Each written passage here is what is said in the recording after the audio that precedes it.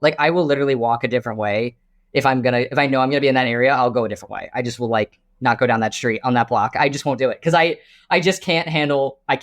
And I think it's like the shame and the anxiety of like this continued lie that I've been letting go for so long. She said, what? How could they do something like that? Are you serious? What a thirsty MFer. Not good. She's absolutely dead to me. That's because she died. I'm Sterling Mulberry. And I'm Blair Payton. And welcome to Bad Behavior, a morally questionable podcast. We're two unqualified friends, Two unhinged comedians, determined once and for all what is good and what is bad. Hello and welcome to Bad Behavior. I'm Sterling Mulberry. And I'm Blair Payton. In each episode of the podcast, a guest shares a morally questionable story from their life, and we decide if they are in the right or the wrong. Now, Blair. Sterling. So much has been going on.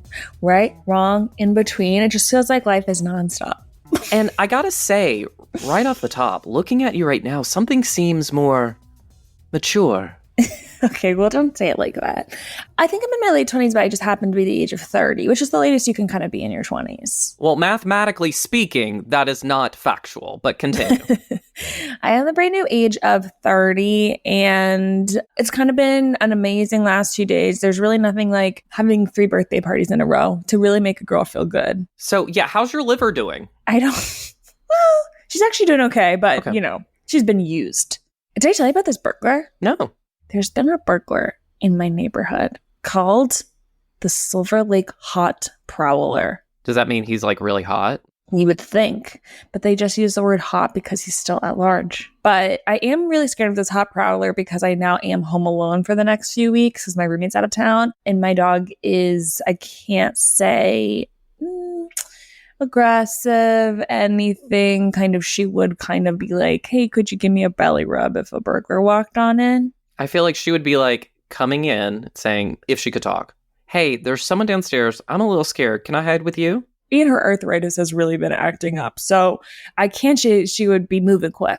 Do you ever have this where you watch a scary movie and then you think you see something that's not actually a thing? Well, yeah, but I don't watch any scary movies because I'm scared all the time anyways. Well, so I didn't even watch a scary movie. It was like a YouTube video about what may or may not happen in the upcoming Scream 7. I was hard up for entertainment. And so I was like sleeping on my couch next to my air conditioner because it's not fall yet, temperature-wise. Sure. And so I'm sleeping in a direction where I'm looking up and I can see into my loft where my bed is. For a second, I'm like, what the hell is up there? I thought someone was up there, but it was just my standing air conditioner unit.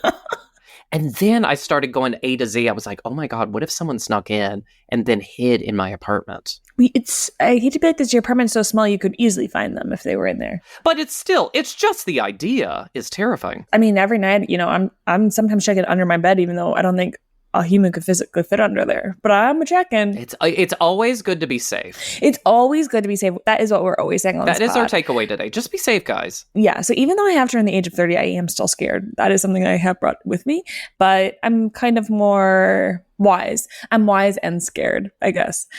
So that's been the main difference. But what I'm really looking forward to in my 30s is having even more incredible guests on our podcast today. And boy, oh boy, do we have an incredible guest on today. He is absolutely hilarious. You know him from so many shows around New York, as well as I feel like he's touring everywhere. You also know him from his podcast, Boys Club. Please welcome our guest today, Nico Carney.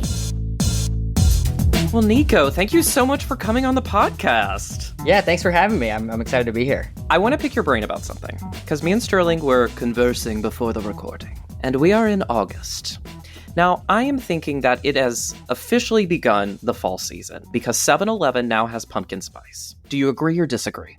I agree that the corporate America at large is pushing us into fall. Okay. You believe in capitalism ultimately. Yes. Okay. I believe that they are pushing fall in a big way. Because I've been seeing like pumpkins, like you said, pumpkin spice things, and I saw some like Halloween decor, and I was like, oh my gosh. It's not time. I think before Labor Day is a little bit of a stretch for me because I think August is very much still the summer. And though I'm ready for this like muggy shit weather to be done, I am very much not ready for it to be the end of the year or fall. So you're conflicted whether to support corporate or not, is what I'm hearing. Well, I'm often wanting to not support corporate. I'll let the record show, but I don't know. I'm hearing a little corporate leaning. That's what we're trying to always get to on the podcast: is do you support corporate or not?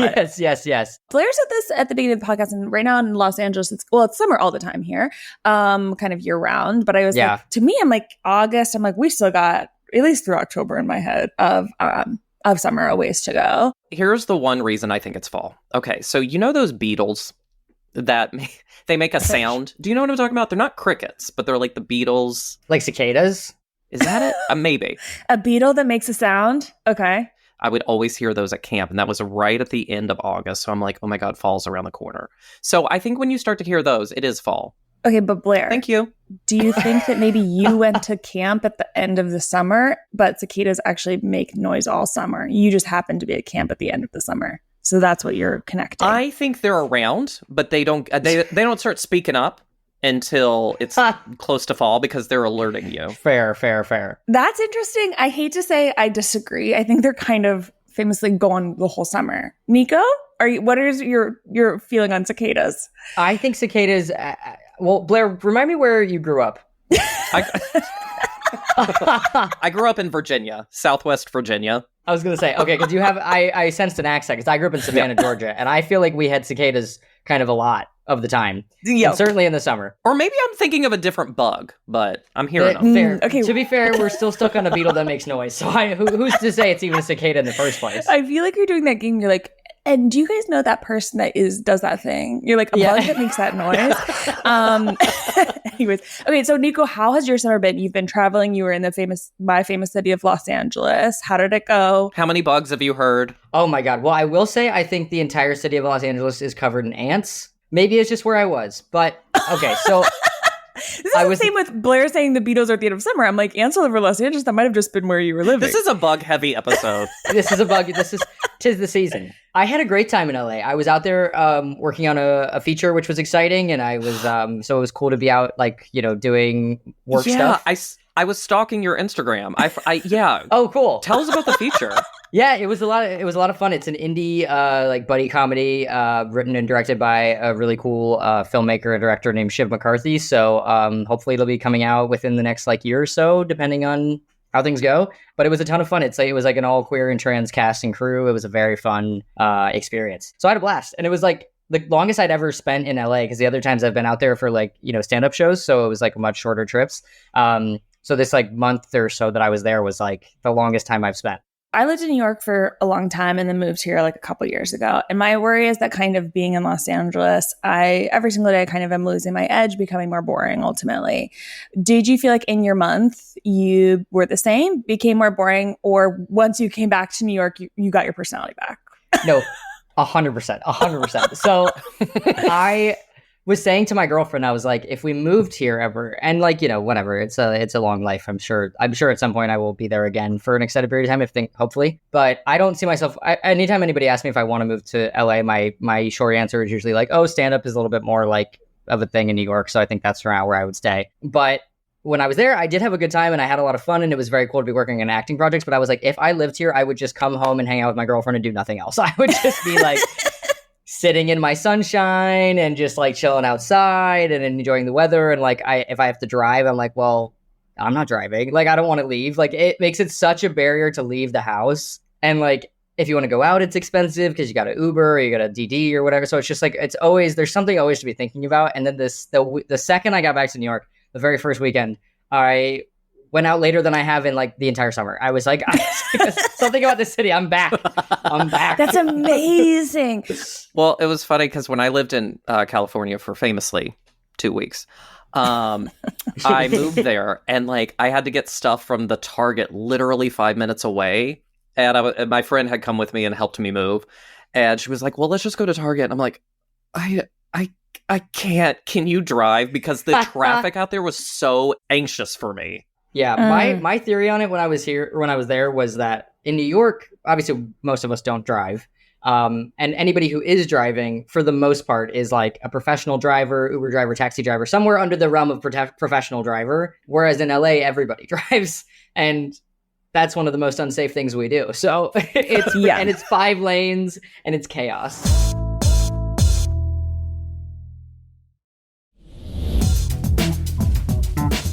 So, Nico, you co-host the podcast Boys Club, where you both are kind of dissecting, would you say like different scenarios in which like some spaces might be deemed boys clubs? Yeah. We have a game kind of based in that realm. So our game we play on this podcast is called Heaven or Hell. And in this game, we are going to, I guess this time, give you different types of boys in clubs. And you are going to tell us if this is heaven, hell, or if you're kind of indifferent, purgatory. Okay. Country club boy, aka an annoying guy who owns a boat. Could be a pro with the boat, but the personality might be a con. Unless you get seasick. That's kind of where I was landing, where I was like, well, the boat is that's very compelling. Yeah. Because I love to go on the boat. I'm going to go hell because because like I said, I grew up in Savannah and that's a river city. So there are a lot of people there who have boats. And any sort of guy in that realm drives the boat unsafely. And I never enjoyed that. So I'm going to say hell. You're really concerned with safety and transport today. Listen, you know what I think it comes from? Because I was always like the smallest kid in my class, and like I was always like on the smaller side. So I often would find myself like as a high schooler or middle schooler, whatever, doing carpool, with an older kid who has a car, being the one who had to like sit on somebody's lap or didn't get a seatbelt. Right. So in this scenario, you just don't want to sit on the lap. Yeah, and I was just like, if we go down, I'm the only one that's not belted. I'm going right through the thing. So I was just always like, I hate this. And so I think it's always been like a concern of mine. I think my parents really instilled that in me too. Like I'm very conscious of that. When you said in Savannah they drive boats unsafely, can you give me an example? Yeah, I mean, like, obviously, like, it's like river boat drinking culture. So there's plenty of like drunk boat driving happening. There's also just like, look how fast I can go and like that kind of stuff. And it's just like very quickly they can just like take a turn. You're not paying attention. You fly off the side. So for that reason, sharks, I'm out on the boat, guys. Yeah. Life vest needed. Yeah. Okay, your next one. Book club boy, aka a boy that tags along to his girlfriend's book club. I don't know if this boy exists, but I was trying to play it along. I think this is heaven because I'm hoping that any boy that, it can go any way. Obviously, there could be a boy that shows up and is sort of, hasn't read but feels the need to talk a lot. I'm sure we've all seen him. But then there's also me. Larry said that's probably you. And then there's the boyfriend who's trying to support his girlfriend and enjoy her interests. So if we're going to assume it's that guy, I'm going to say heaven. And just for the record, I don't read. Okay, number... Don't and can't. I don't and I can't. I just get sleepy. Okay. Number 3. Mile High Club, a.k.a. a boy that travels a ton for work and is always talking about his points. See, this is a boys club that I sort of want to be in because I don't want to brag. I don't want to be the guy that's always talking about my mile high points and stuff and my frequent flyer. But I do want to be the kind of person who actually knows how to use the right credit cards and points to the best of my ability to get free flights. Yeah. Because I know, especially like being in comedy, like I know touring comics who like have it down with science and are like so good about it. And I just like don't. I'm not organized in that way. I like just like I'm always like, oh fuck, what's my number again? And like, so I would love to, if I can get into that and find my way into getting under my life under control in that way. Yeah, that would be heaven for me. Okay. Your next one. Run club boy, aka a hot boy that wants to add you on Strava and talk about his splits. Is that it's splits, right? For your run times? Yeah. Okay, I think so. That sounds right. I think so. Yeah. I run, but I'm like, I don't track it, so I don't even know. I have mixed feelings about the run clubs because so run clubs have taken over, it seems like the whole country, definitely New York, because I live by a park and there's always run clubs everywhere. And I know that there's like people that are like meeting in run clubs, which is interesting. Better than dating apps, I guess, but still interesting. But the other day I was crossing the street and this run club was crossing at the same time. So I like couldn't cross during my crosswalk because they were going like diagonal across the street. And I just got stuck in this like tidal wave of runners just like on either side of me for like 5 minutes because it was a huge club. I was That's like, a nightmare. Is this a race? Like it was crazy. And then I was late for something. I was like, this is a nightmare. So on that front, I'm anti-run club. Mm-hmm. I think if I was like able to just like have if somebody I wanted to like chat with the whole time and could go at a chatting pace, I would enjoy that. Okay, next one. Club boy, aka a boy that wants to tell you all about his crazy trip at the rave this past weekend. That's hell for me. That's hell every time. Okay. Yeah, I like to go out, and I love to dance. I love to like have fun like that. But the guy that won't shut up about it, it's always like the dweebiest guy who's like got to talk about his like weekend conquests and parties and stuff, and you're like, you've brought up Coke 5 times in a minute. Like, I don't know. Are you on it now? Like, what's going on? It's like, at this point, do I need to call someone? Right. Is this a cry for help? Yeah. Okay, your next one. Secret Society Club boy, aka a boy that went to an Ivy League and won't let you forget it. Hell. And these boys are getting worse and worse as we go down the list. They're getting worse. Did either of you go to an Ivy League? No. Okay, then I can talk shit. Not at all. Not at all. Me neither. And I have found it's so interesting. I don't know how y'all feel, but like I worked in a law firm for almost 2 years. I right out of college. I was a paralegal. So I've worked in like other industries slightly, and for small amounts of time or whatever. And I have not met more people who went to Ivy Leagues until I got into comedy, like as peers in my industry. There were not that many at the law firm. Like there were some people who went to Ivies and stuff, but it was not as. Whereas like here, I feel like I meet people all the time who went to Harvard and Yale and Princeton and others. So like they are still very much a big part of the comedy world. I feel like the Harvard and like that kind of stuff, like I don't know. It still has like a very much of a stronghold, even though I think we're sort of fighting back on like Nepo babies and like privilege and stuff. It's like, it very much still is a big thing, like to have that degree. So I don't know. I don't much care for the Ivy Leagues unless you're like somebody who's like cool and like went on like a scholarship and you were not, I don't know. You have like other things about you. You're not just like a cis straight white guy, as I imagine this Ivy League boy is. Can you get a degree in comedy from Harvard? Is that a thing? I actually don't know. No. I mean, you probably cranking them out. You could be in like English. I'm sure it's like English is what they're doing. Yeah, I bet. Obviously, you can write for the Harvard Lampoon and then just kind of then get a job in Hollywood immediately, which I wish we all knew about. I wish I knew about in high school. Not that I would have gotten into Harvard, but I just wish I had known about that. Yeah, wish I would have. I don't know how people knew. How do you know in high school about that? Your parents went to Harvard and their parents went to Harvard, and that's when it gets tricky. Yeah. Dang. Yeah. Damn. Okay, next one. Rock climbing club boy, aka a boy that is just looking for someone to belay. Oh, I don't know that word. Again, that's why I didn't get into Ivy League. It's like the person who's holding onto your rope. Okay. As you're rock so a rope climbing holder. Sure. You have to dumb it down for some people, and I'm that person.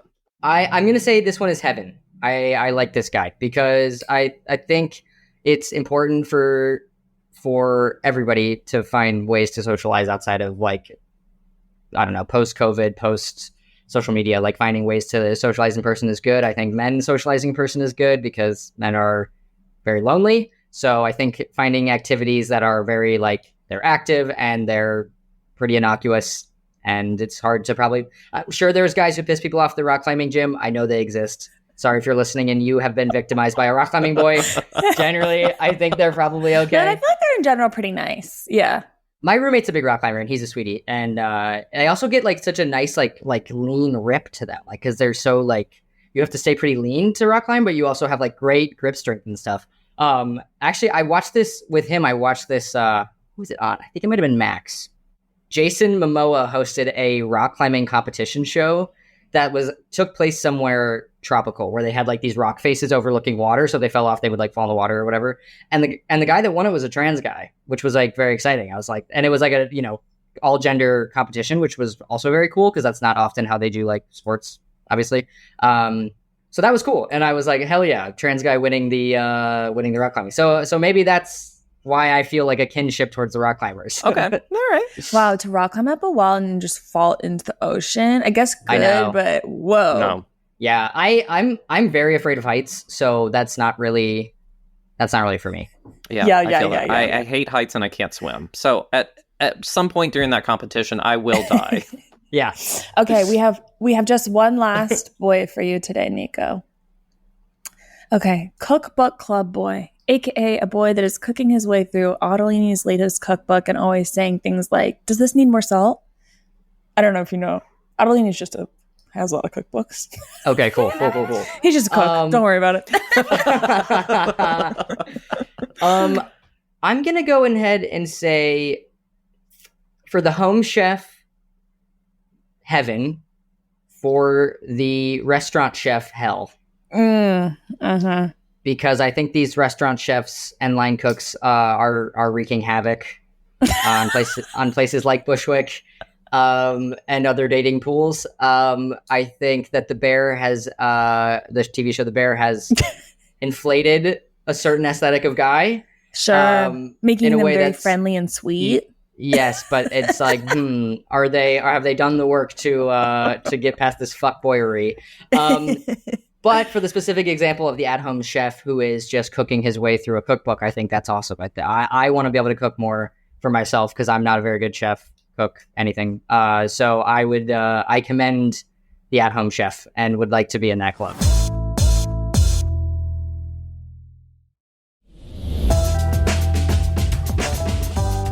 Come to the portion of the podcast where you have a story where it's hard to tell if you were in the right or the wrong, and Blair and I are etiquette experts, so we're going to help decide if you exhibited good or bad behavior. All right, so this is a story about me and one of my old barbers. Okay, so this right after I moved to New York, I needed to get a haircut, was looking for a barbershop. I have always been very particular about my hair. And it just is something that I don't know. I feel very particular about my barbers and who's cutting my hair. I'm sure y'all feel the same. It's a necessary relationship. So I live in New York. There's businesses everywhere. There was a barbershop on my street. So I was like, why don't I start there? There's a place right there. I'll just go in. And I will call this guy John. So I go in and I see John for the first time. And John has, he's from somewhere in Eastern Europe, and there's a little bit of a language barrier, but not massive. He speaks English, and for the most part, if anything, there may be a little cultural language barrier. He gives me a great haircut, one of the best haircuts I've had, and I was like, "This is amazing!" I have this guy John. He's right down the street. This is going to be a great relationship here. I go back next month, and I go to make the appointment. John is not on the appointment sheet, so I was like, "That's weird." I look on the website and everything. I don't see him on there. I go to their Instagram account and I just messaged. I was like, hey, is John still working here? I was trying to figure out, but maybe I got his name wrong. I just came in the last month. So maybe I misremembered. And the guy somebody on the account sends back this long paragraph about how John's not a good employee and how he was taking over other people's clients and how they fired him, all this stuff. This business owner was just giving me all this tea about their business, which I thought was wild. Okay. But frankly, I was like, I haven't read anything here that makes me honestly give two shits. That sounds like y'all's business. And I'm going to find John. So I found John's Instagram. You're noted. And what is his handle? Yeah. Okay. So I went on and I found John's Instagram and I messaged him and said, hey, I heard you left this place, but let me know if you've gone somewhere else. I loved my haircut, would love to come give me business. And you're like, hey, I'm opening my own shop. I can do house calls in the meantime, but look for this business. It's going to be called so-and-so. In 2 months, it'll be open. So I was like, great, I'll just wait. I wait 2 months. His thing opens. I go to him and I see him for about a year, probably monthly-ish. Great haircuts. I'm feeling great. He met me before I sort of medically or socially transitioned because I just moved to New York. So I sort of met him under my old name. And then I was trying to figure out how to broach this conversation with this man that I don't know very well. About how to be all right, there's some things that are changing. I have a new name. I need you to whatever. Because he was the only person in my life for a little while who was calling me by my old name. And I was like, something has to give. This can't be the case. Yeah. And because I had gotten such great haircuts for him, there was multiple friends of mine, other comedians who I'd met at around the same time who were like, where do you get your haircut? And I sent them all to John. So now there's about 5 other guys of friends of mine who also see this guy, John, to get their haircut.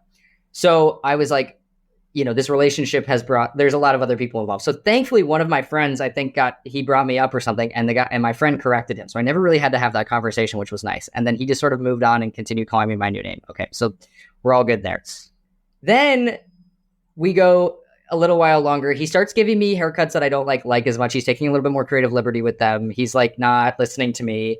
I don't know what changed. Can you define what creative liberty kind of looked like? Yeah. Is it a mohawk? Is it not quite that intense? Thankfully, I think that would have been No, it blunt wasn't bangs that end here. Right. It was just a couple times where I was like, hey, just a little bit shorter. And he would go way short and give me like a much shorter cut than I was looking for, which there are worse things. It grows back in. But I was kind of like, there was one that was very close to a show that I was like, knew was being taped. That I was just like, oh, this is a nightmare. And he also started like, figured out I was doing comedy and he started like, asking me about my material and stuff. I don't know. It just started like was getting a little bit more like personal in my life or whatever, or attempting to. He followed me on Instagram, all this stuff. You guys were hitting your year anniversary. I mean, you've been yes. seeing each other for a while. So yes, things had been heating up in this Barbie. Yeah, trying to expand the boundaries. Yeah. Right. So I get to a point where I'm like, I just can't. He said something to me to the effect of like, hey, remember when your name used to be this? And like dead named me. And I was like, oh, I don't know. But I didn't think he meant it in an aggressive way necessarily. Again, like I brought up the fact earlier that he's Eastern European because I think there was some sort of cultural difference or barrier, but I didn't think I had it. I just like couldn't figure out how to broach this conversation in a way that was going to make either of us not feel like what's happening. So I ended up just being like, I got to find a new barber. And so I just kind of ghosted him and I never went back. I never said anything to him, but where it becomes a bit morally ambiguous is my friend who was going there was like still getting haircuts. And I was kind of like, oh, fuck, do I have to convince all my friends to like leave this guy too? Or do I like let them stay? But I was like, I don't want to like, drain this guy of any business. I don't need to do all that.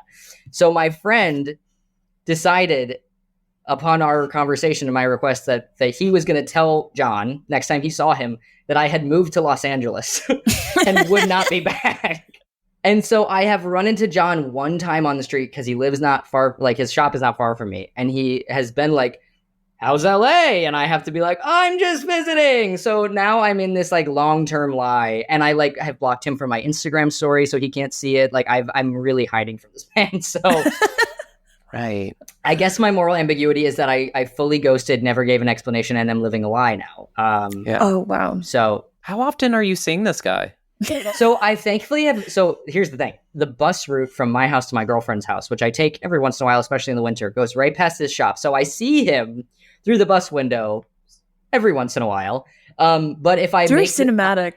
I will fully like go a but different he's not street. Looking out the window, just like searching for you and sees you. You lock eyes every time. I hope to God that he doesn't think about me literally ever. I hope, and I know he's so busy he must not. But he did try to message me one time, and I just like didn't answer it. And then I'm just like I'm so avoidant. I'll just like I will literally walk a different way if I know I'm gonna be in that area. I'll go a different way. I just will like not go down that street on that block. I just won't do it because I just can't handle it. And I think it's like the shame and the anxiety of like this continued lie that I've been letting go for so long. Do you think that he was maybe trying to pursue a career in comedy? Like he was trying to pivot and saw you as an inspiration?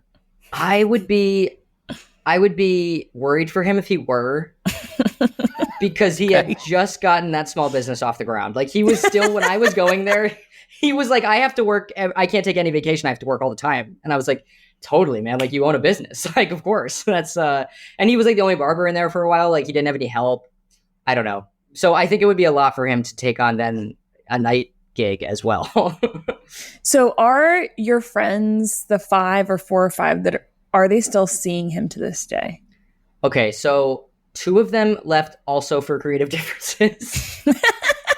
Okay. Because their haircuts were also getting away from what they initially asked for. And one moved away, and one maybe still does go see him, actually. I'd have to ask him next time I see him. Okay. Now, when you emailed, so after he left the first barbershop and you sent a message through Instagram and they sent you all this like tea about him.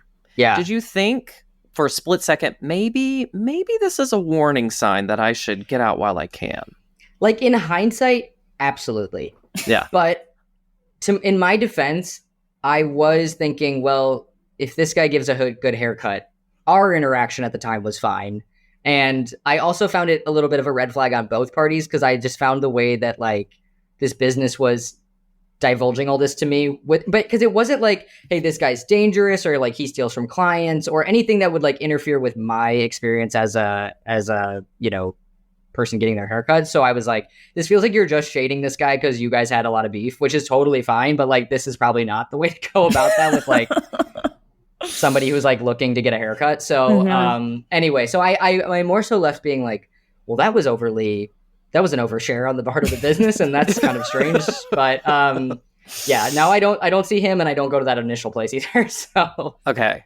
And as far as your conversations go, were they like initially? I'm guessing they just progressed over time, or was it a kind of a consistent amount of speaking through the haircut? Do you know what I'm saying?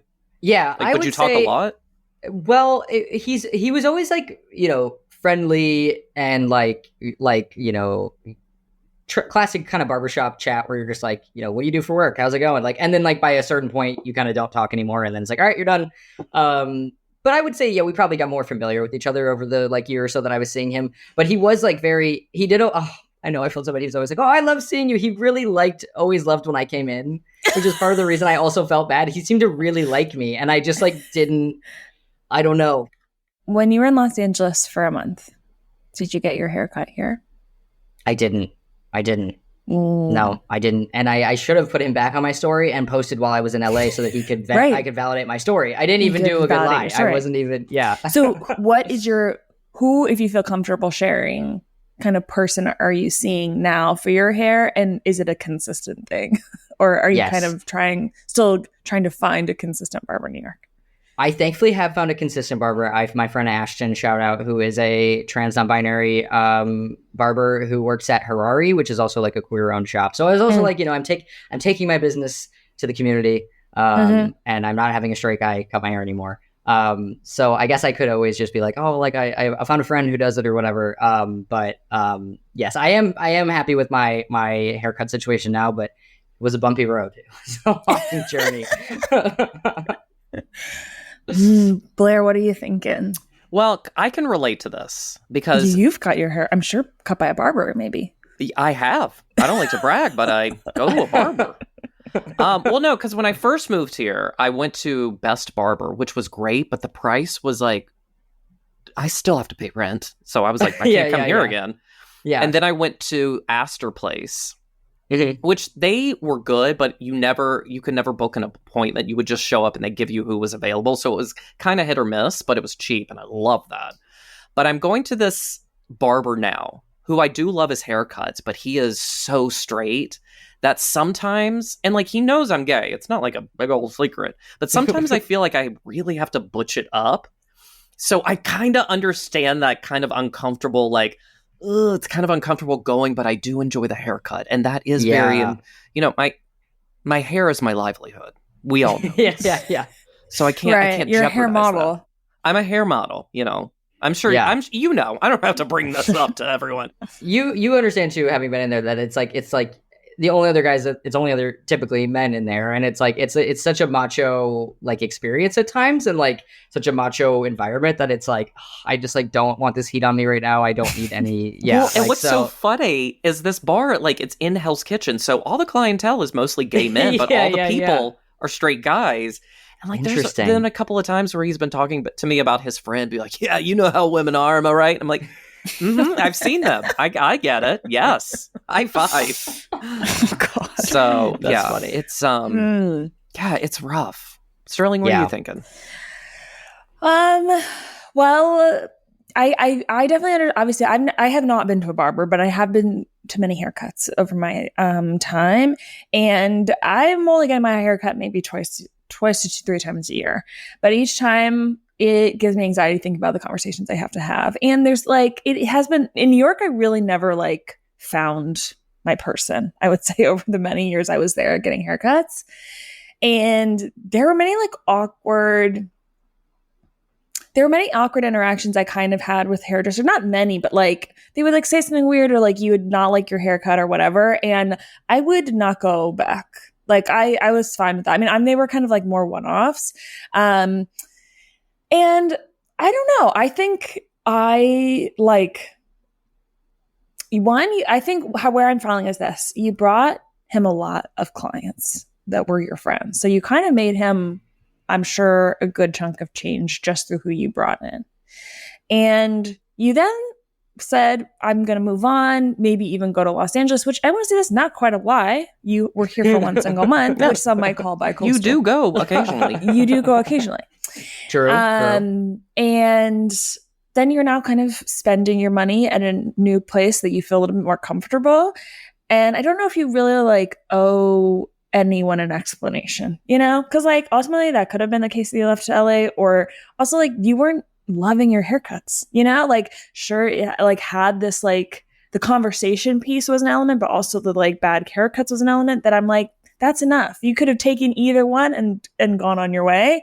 And so I think totally fine. And I don't even think you really have to avoid the street if you don't want to. It's not, I would say walk loud and proud past and be like, I'm actually a huge star now and I get haircuts in multiple cities across the US, maybe internationally soon.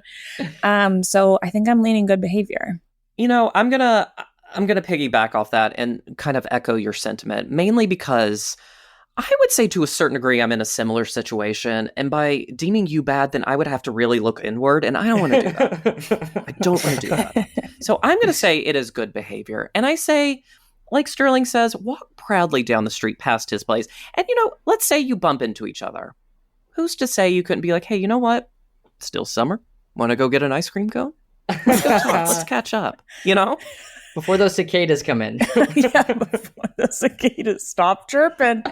Or you could bump into him and then he's going to be like, wow, you got an even better haircut now than I was giving you. And I'm sure won't even ask questions because he'll understand. Yeah. Okay, so Nico, you've officially been deemed good behavior. Yes. I know you were sweating the whole time. You were nervous to see where that was going. And I was. You felt like you were in the hot seat this time. I mean, he's always within a couple miles of me, so I'm kind of always nervous. Right. When this he could comes be up. listening. He doesn't know where you live, does he? No.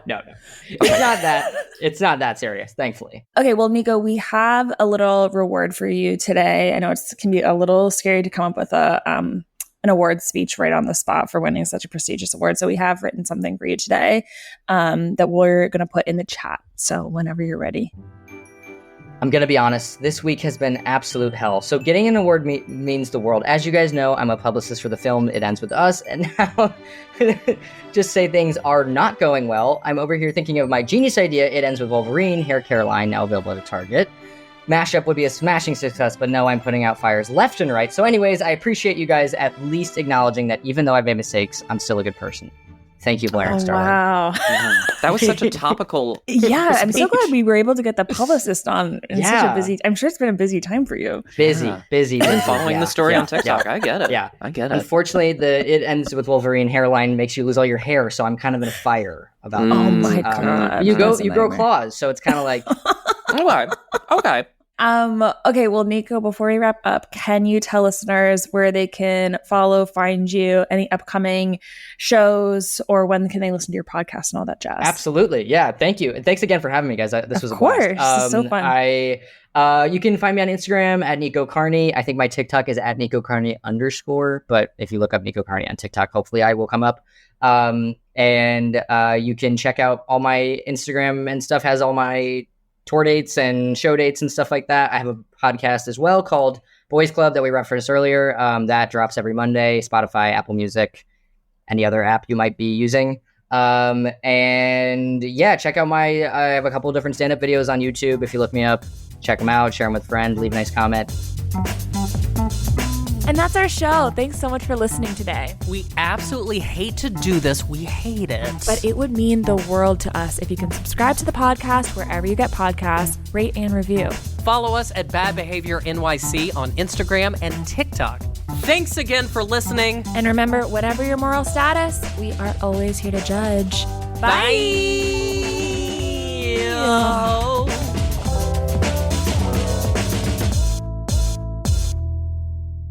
Do you think that was good?